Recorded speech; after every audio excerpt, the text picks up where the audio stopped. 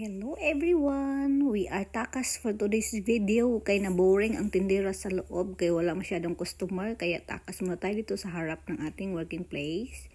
Ito pala yung Gorney Bay. Kung naalala nyo may ako before, may previous upload ako before, Gorney Bay, Jalan-Jalan Gorney Bay, sa gabi yun. Ito naman ang itsura niya during daytime. Ayan. So pag daytime, pag mga ganitong oras, wala pa masyadong tao. Mga ngayon mga 6 o'clock na. Kunti-kunti lang sila. Pero may na din dyan. May nagja-jogging na din. Ito palang buong recreation, ito palang buong park na to is recreation lang to. Dagat to dito. Tinambakan lang ng tinambakan. Kaya ginawang park. So, ayan. Pupunta tayo doon sa gilid. Pupunta tayo doon sa may seaside.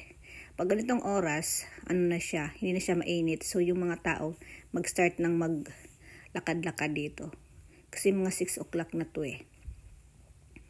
Iyan. So ngayon is hapon na siya. So high tide siya. Kaya yung dagat is medyo malapit-lapit konti. And may i-zoom pala ako. Maghintay lang muna tayo mga ilang seconds.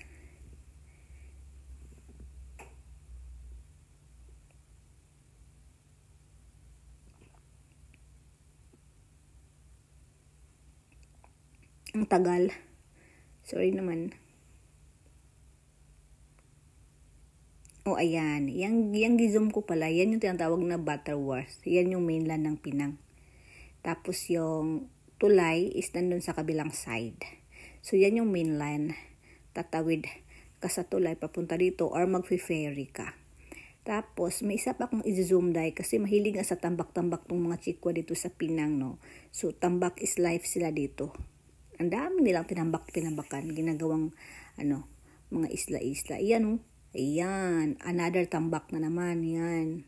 Tambak din yan, ginawang mini island, tapos pinapatayuan ng, hindi ko alam ano yan, baka condominium yan, or hotel, or hindi ko alam. Hindi ako sure.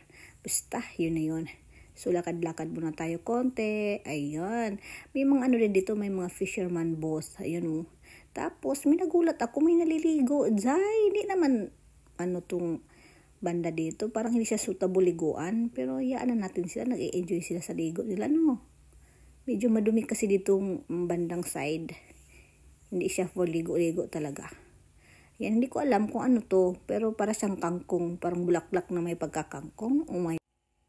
Tapos, ayan, may paslo mo muna si Maninay, Tingnan mo, Feel na feel, ayan, diba?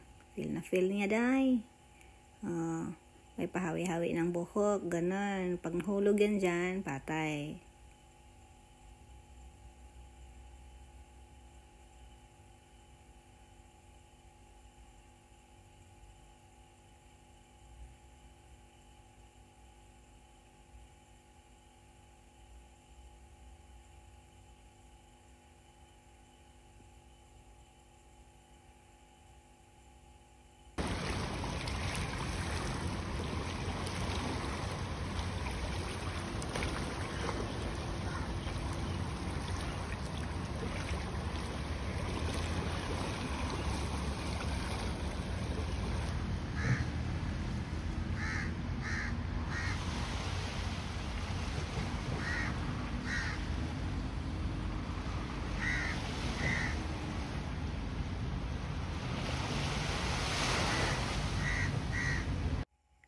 Ayan, tapos na tayo magpa-cute-cute doon. Uwi na tayo.